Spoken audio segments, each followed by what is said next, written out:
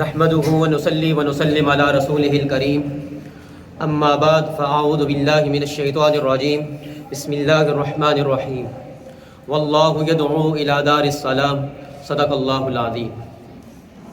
ہفتے والے دن ہم نے بات کی تھی کہ انشاءاللہ جو رمضان کے دن باقی ہیں ان میں انشاءاللہ جنت کے تذکرے کریں گے کہ جنت کتنی خوبصورت ہے اور جنت کی نعمتیں کیا ہیں۔ اللہ کے نبی صلی اللہ علیہ وسلم نے فرمایا کہ اللہ رب العزت نے جنت میں ایسی ایسی نعمتیں تیار کر رکھی ہیں کہ جن کو دنیا کے کانوں نے سنا نہیں اور دنیا کی آنکھوں نے ان کو دیکھا نہیں اور دنیا کے دماغ ان کو سوچ نہیں سکتے۔ اگر وہ دنیا میں دیکھ لیں تو ان کے دماغ اور کلیجے پھٹ جائیں اس کو دیکھتے۔ علامہ ابن جوزی اور علامہ ابن القیم رحمہ اللہ نے لکھا ہے اس بات کو کہ اللہ رب العزت نے جو جنت کو بنایا ہے اگر اس کو دنیا کی چیزوں کے اعتبار سے دیکھا جائے تو اللہ رب العزت نے اس کی جو زمین ہے اور جو مٹی ہے اس کو کستوری اور زعفران سے بنایا ہے۔ جنت کی جو مٹی ہوگی اور جو وہاں کی جو زمین ہوگی وہ کستوری اور زعفران سے بنی ہوئی ہوگی۔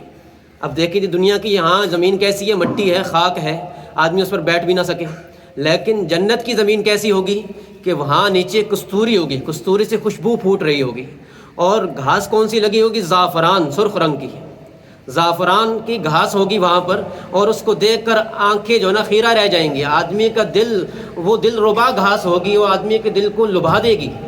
اب وہاں جنت کی زمین ہے، یہ جنت کی زمین ہے۔ اچھا جی، اس کی چھت کا پوچھیں تو چھت رحمان کا عرش ہے۔ اللہ رب العزت کا جو عرش ہے جس پر اللہ رب العزت تشریف فرما ہے، وہ اس کی کیفیت کیا ہے وہ ہم نہیں جان سکتے۔ تو وہ جو عرش ہے وہ اس جنت کا چھت ہوگا، وہ اس جنت کا چھت ہوگا۔ اور آگے کیا کہتے ہیں؟ اور اگر اس کی لپائی کو پوچھو، یعنی اس کی زمین پر جو اس کی دیواروں پر جو پلستر ہوگا وہ پلستر کس چیز سے ہوگا؟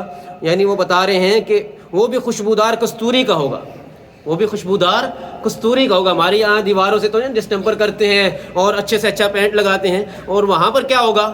کستوری کی دیواروں کے اوپر جو ہے نا وہ رنگ کیا ہوا ہوگا، اور جو بھی پاس سے گزرے گا اس کو خوشبو آئے گی، جو بھی پاس سے گزرے گا اس کو خوشبو آئے گی۔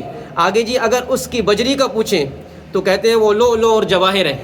لو ایک موتی ہے، وہ اتنا قیمتی موتی ہے، اور جواہر اور یہ اتنی قیمتی چیزیں ہیں، اگر آدمی ان کو حقیقت میں دیکھ لے، ڈائمنڈ کو دیکھ لے آپ ریئل میں، تو آپ کی آنکھیں جو ہے نا وہ چمک سے اس کی پھر جائیں گی۔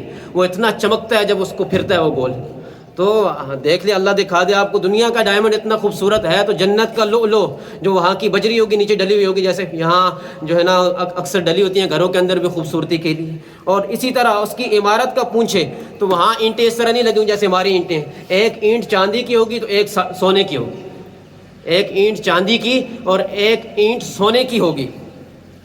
اچھا جی، اور اس کے درختوں کا پوچھیں تو اس کے درختوں کے تنے سونے کے ہوں گے، لکڑی کے نہیں ہوں گے۔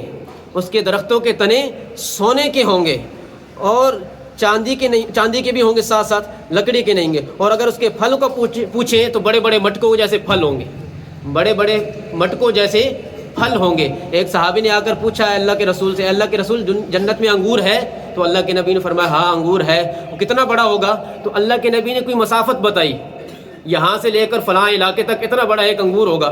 تو صحابی کہنے لگا اللہ کے نبی پھر ہم کھائیں گے کیسے اس کو، اتنا بڑا انگور؟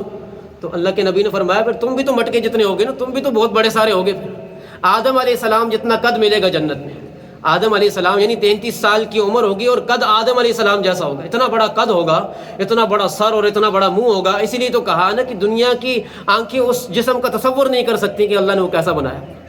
تو آج اتنا ہی کافی ہے کیونکہ وقت تھوڑا ہوتا ہے۔ تو جنت کا شوق ہونا چاہیے اور اعمال کا شوق ہونا چاہیے۔ تو سارے شوق رکھتے ہیں بھائی جنت کا، تو اس کے لیے اعمال بھی کریں گے۔ اللہ ہمیں عمل کرنے کی